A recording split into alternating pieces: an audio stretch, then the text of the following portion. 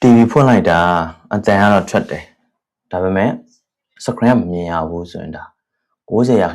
ကဒီပြဿနာဖြစ်နေပါပြီဒီလိုဖြစ်တဲ့ TV တွေကိုလူတွေအများစုကမှန်နေပြစ်နေကြပြီလို့ပဲထင်ကြတာပေါ့နော်ဒါပေမဲ့လည်းဒါက backlight error ပဲဖြစ်နိုင်တယ်ဒါခင်ဗျားတို့လည်းခင်ဗျားတို့အိမ်မှာဖြစ်ဘူးမယ်လို့ကျွန်တော်ထင်တယ်ဒီနေ့ဒါ customer တယောက်ရောက်လာတယ်သူရဲ့ TV ကမှန်ကွဲတော့လားမသိဘူးတဲ့ပြစ်ထားလည်းကြာပြီတဲ့စစ်ကြည့်ပေးပါအောင်ဆိုလို့ယူလာတယ်အဲ့တော့ကျွန်တော်ကသူယူလာတာက32 TV 2000ပေါ့နော် scan ဝတ်24လက်မှာတော့အဲ့ဒါလေးယူလာတာအဲ့ဆိုတော့အဲ့ဒါလေးကိုပြင်ဆန်းကြည့်အောင်ပေါ့နော်အဲ့တော့ဘယ်ကနေစစစ်မလဲဘယ်လိုစစ်မလဲဆိုတာကိုတစ်ဆင့်ချင်း step by step ပြပေးမယ်ဆက်ကြည့်အောင်နော်အဲ့တော့ဒီမှာကြည့်လိုက် screen ကဘာမှမမြင်ရတော့ဘာမှမလိမ့်တော့ဘူးပေါ့နော်ဒါဘာမှမမြင်ရတော့အဲ့ဒီအချိန်မှာဘာလုပ်ရမလဲဆိုတော့ဒီမှာဒီလိုမျိုးဒုံမီနဲ့ထိုးကြည့်လိုက်အဲ့လိုထိုးကြည့်လိုက်ရင်သူကဘာဖြစ်မလဲဆိုတော့အောက်ကတကယ်လို့မီးတီးပဲပြတ်တာမျိုးဆိုရင်အောက်ကနေသူရဲ့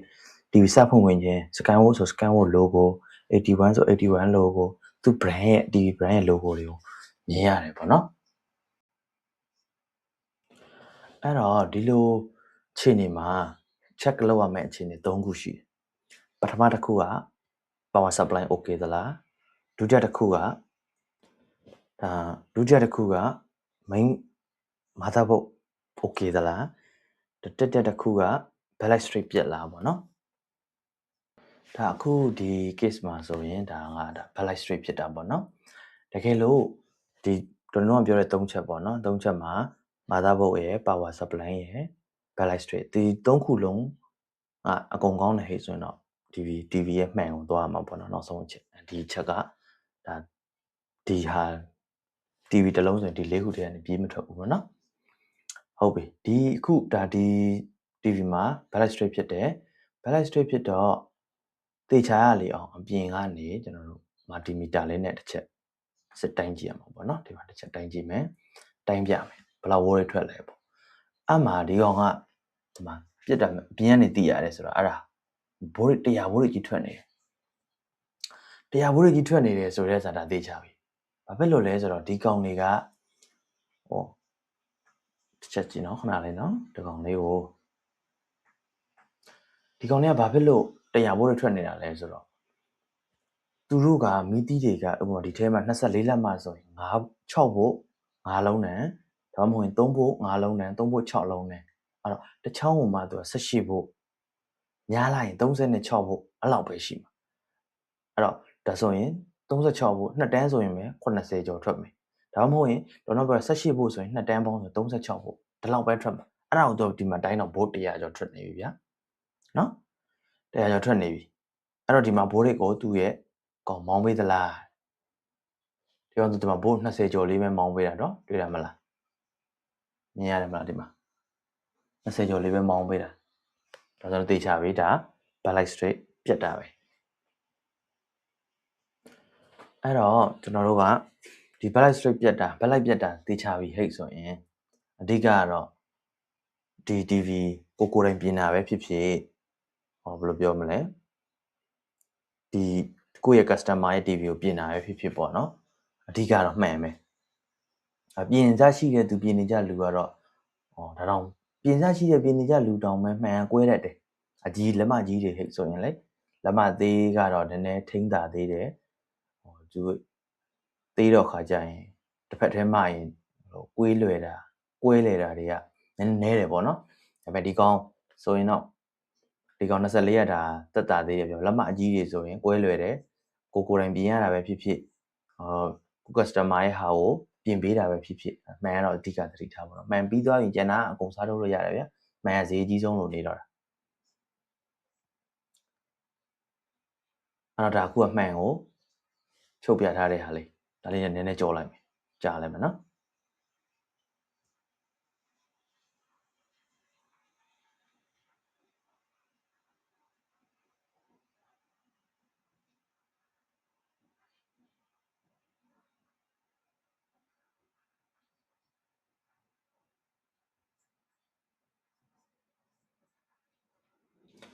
အဲ့ဒီနေရာမှာမှန်ခွာတဲ့နေရာမှာအဲ့ဒီဘယ်လိုပြောမလဲဒီမှန်ပေါင်လေးတွေကပေါ့နော်မှန်နေအကုန်လုံးကြွက်ပြီး hit ဆိုမှပဲဒီကောင်လေးတွေကသတိနဲ့ခွာတဲ့တယ်မှန်အကုန်လုံးမရှိတော့ဘဲနဲ့ဒီကောင်လေးတွေကြောက်လိုက်တဲ့ဒီလိုမျိုးထိုးခွာတာကမှန်ကွဲနိုင်ချေရခိုင်တော့များတယ်ပေါ့နော်အဲ့လိုမျိုးကြောင့်လဲကွဲကြတာတွေထိကြတာတွေကများတယ်ဒီကောင်ဆိုဒီမှာမြင်ရတယ် backlight ဖြစ်ပြီအဲ့တော့ backlight ကဒီ backlight မှာ BT လေးတက်လုံးကျွမ်းယုံနဲ့ TV screen တစ်ခုလုံးမလင်းတော့ဘူးအဲ့လိုမျိုးတွေကဖြစ်တယ်အရင်တော့လည်းဗီဒီယိုတင်မှုတယ်ဒါ backlight ဆိုရင်ဘယ်လိုတွေလှည့်သင့်တယ်ဆိုတာမျိုးလေးဗီဒီယို short ဗီဒီယိုလေးတင်ပေးဘူးတယ်ဒါဒီကောင်ဆိုရင်ကျွန်တော်ဒီကောင်ဆိုတစ်လုံးနှလုံးပဲပြတ်မှာဒါပေမဲ့ကျွန်တော်အကုန်လုံးကိုလှည့်ပေးတယ်ဘာဖြစ်လို့လဲသူဆိုရင်ဒါအခုဆိုမှကြည့်လှည့်ရတာတွေ့တယ်မလားမမလှည့်ရတာတွေတစ်လုံးနှလုံးလေးလှည့်ထားတာအဲ့လိုတစ်လုံးနှလုံးလေးတွေလှည့်ထားလို့ TV ပြင်ဆရာကTV ပြင်ဆရာဆို TV ပိုင်ရှင်ကနစ်နာတာပေါ့နော်သူလှည့်ထားတဲ့လုံးဝမလောင်ဘူးကျန်တဲ့လုံးဝပဲလိုက်လောင်တာနော်ဒီဘက်ဒီရဲ့အောက်လေးမှာတစ်လုံးလေးလောက်မသိလောင်တာဒီရဲ့အောက်ဒီခုထိုးထားတဲ့နေရာလေးလောင်တာအဓိကကဒါသူမီတီမှာတစ်လုံးပဲလောင်နှလုံးပဲလောင်အကုန်လုံးကိုဘက်လိုက်ကိုအကုန်လှဲပလိုက်အဲ့ဒါအကောင်းဆုံးပဲဘာဖြစ်လို့လဲဆိုတော့အဲ့လိုလှဲလိုက်ခြင်းအပြင်ရေရှည်မှာသူကတက်တန်းကြာကြီးခံတစ်လုံးနှလုံးလှဲလိုက်တာကအကောင်လှဲတဲ့ကောင်တော့မလောင်ဘူးဒါပေမဲ့ကျန်တဲ့ကောင်လိုက်လောင်တယ်အဲ့ဒါဆိုတော့ပြင်ဆရာတွေကတော့လက်ခါရတာပေါ့နော်တစ်ခါပြင်တစ်ခါရမယ်ပေါ့ဒါပေမဲ့လည်းပိုင်ရှင်မှာနစ်နာတယ်အဲ့လိုနစ်နာတဲ့ကြောင့်မလို့ကျွန်တော်ဆိုရင်လှဲပေးတယ်ဒါပေမဲ့လှဲချင်းကတော့အကုန်ကြစိတ်များတာပေါ့ဒါပေမဲ့တက်တန်းမှာရရှိမှာစကားပြောသွားတယ်ပေါ့နော်ဒါဒီကောင်ဆိုရင်ဒါအခုဒါကျိုးတွေ join တာအမှလည်းဗာပြောချင်လဲဆိုတော့ကျိုး join တဲ့နေရာမှာအဓိကကဒါကျွန်တော်ကဗီဒီယိုကအရှည်ပြောတာကြောင့်မလို့เนาะဒါလေရှည်ပြီးပြောနေတာတော့မဟုတ်ဘူးဒီကောင်လေးမှာအပြိုင်သွဲရတဲ့ဟာရှိတယ်စင်တိုက် CD ဆက်တဲ့အခါမှာရှိတယ် parallel နဲ့ CD နဲ့ပေါ့နော်အဲ့လိုမျိုးနှစ်မျိုးရှိတယ်အဲ့ဒီကောင်ကလူတွေကဒီ backlight ဆိုရင် backlight 2မှရမယ်တို့ backlight မီဒီအလုံးရင်မတူဘူးရင်မရဘူးဆိုပြီးတချို့တစွတ်ထိုးတွေလာရတယ်ပေါ့နော်ဒါပေမဲ့အဓိကအဲ့လိုမဟုတ်ဘူးအဓိကဘယ်လိုလဲဆိုတော့နောက်မှာသူ့ရဲ့ mother board မှာမောင်းပေးတဲ့ backlight ရဲ့ board အပေါ်မှာ motif မှာမီတီကိုလှဲလို့ရတယ် backlight ကမီတီကဟိုမှာ12 volt နဲ့မောင်းနေဟဲ့ဆိုသူ့ရဲ့ boost လုပ်ပေးတဲ့ဟာ3ဆလုပ်ပေးတယ်ဗျာ12 3 36 volt အထိကျွေးလို့ရတယ်ဥပမာဟုတ်mother board မှာစပြီးနှိုးပေးတဲ့ volt က20 volt ဆိုရင်ဒီကောင်ရဲ့ boost လုပ်ပေးတဲ့ဟာ3ဆဆိုတော့ volt 60 volt 60အတွင်းမှာဒါမောင်းပေးလို့ရတယ်60ဆိုရင်ဥပမာ55နဲ့65ကြားပေါ့နော်အဲ့လိုမျိုး boost လုပ်ပေးတယ်အဲ့လိုမျိုးဟာကိုမောင်းပေးလို့ရတယ်လူတွေကတူမတော့အလုံးရင်မှန်မတော့မဟုတ်ဘူးဒါဒီကောင်ဆိုရင်3ဘိုး6လုံးတန်းဆိုတော့36 18ဟော36 18 36ဘို့ဆိုရင်ဒါဒီကောင်12ဘို့နဲ့နောက်ကနေမောင်းပေးထားတာ12 3 36ဘို့ဒီလိုမျိုး boost လုပ်ပေးထားတာဒါသူ့ရဲ့ပုံစံတူမရှိဘူးဒါပေမဲ့ဘာဖြစ်လဲဒီလိုမျိုးမီဒီအလုံးရာတွေမပေါ်ရလေအောင်ဒီလိုမျိုးအပေါ်ကနေပိုးပေးလို့လည်းရတယ်ဒါတိတိကျကျလုပ်မယ်ဟိဆိုရင်တော့ဒီကောင်စာရွက်ကိုကျွန်တော်တို့ cylinder ဝိုင်းနေနဲ့ပြန်ရိုက်ပြီးဖောက်အောင်ပါပေါ့နော်ဒါပေမဲ့အဲ့လိုဖောက်စရာမလိုဘူးကိုဘယ်လိုလုပ်မလဲလိုချင်ပါတယ်ဖောက်ရမှကြိုက်တာပဲဟိဆိုရင်တော့အဲ့လိုမျိုးလုပ်အောင်ပါပေါ့နော် customer ရဲ့သဘောတူညီမှုနဲ့လည်းဆိုင်သေးတာပေါ့ဒါမှမဟုတ်ကို TV ဟိဆိုရင်တော့လုပ်စရာမလိုဘူးလုပ်မနေနဲ့ဒါပြီးရင်လုပ်ရင်လည်းဒီအရွက်တွေက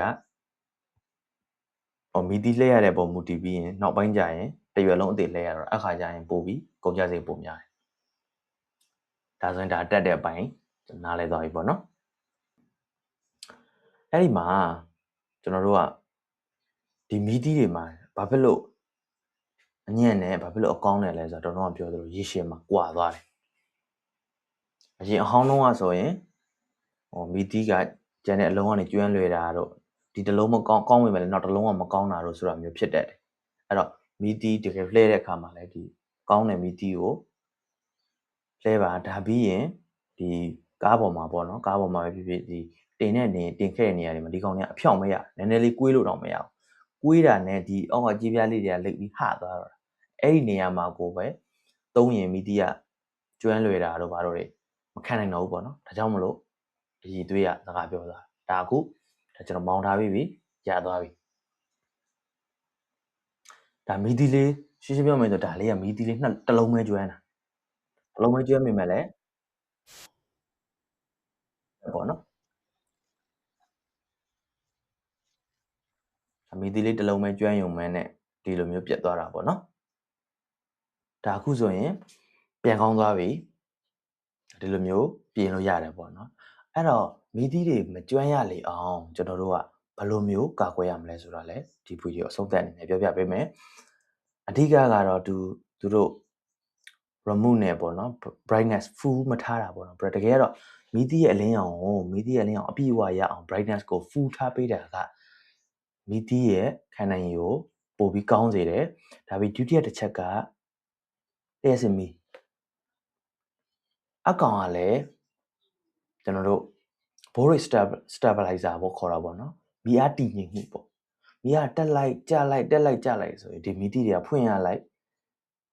ရှော့သွားလိုက်လင်းလာလိုက်နေဒီကောင်လေးဟာမခံနိုင်ဘူးတတိယတစ်ချက်အနေနဲ့ကျတော့ဒီကောင်တွေက long time အောင်မထားတာဒီဗီဒီယိုဖွင့်လိုက်ပိတ်လိုက်ဖွင့်လိုက်ပိတ်လိုက်လောက်တာတွေကလည်းတက်တန်းမှာရေရှည်မခံဘူးတချို့တွေကတော့ long time အောင်ထားပါရဲ့ကလေးတွေကိုကြည်ခိုင်းထားပါရဲ့ဒါပေမဲ့လည်းရာသီဥတုပူချိန်ကTV ကစပူတဲ့အမျိုးပြ TV ဆိုတာကတော့လောက်ရလွန်းပူတယ်ဒါပေမဲ့နေရောင်ထိုးလို့ပိုပူတယ်ဟဲ့ဆိုရင်နောက်ဆုံးမီဒီထီုံလည်းမကောင်းမှန်မှာထိတတ်တယ်ဒီလိုမျိုးလေးတွေကာကွယ်ပေးဖို့လိုအပ်တယ်အဲ့တော့ကျွန်တော်ရဲ့ဒီ repair video တွေကိုကြည့်ချင်ထပ်ကြည့်ချင်တဲ့ဟဲ့ဆိုရင် subscribe လုပ်ထားခဲ့ပါနောက် video တွေမှာနောက်ထပ် problem တွေကိုပြန်ပြီးရှင်းပြပေးပါမယ်နောက် video မှာပြန်တွေ့မယ်ဗျာ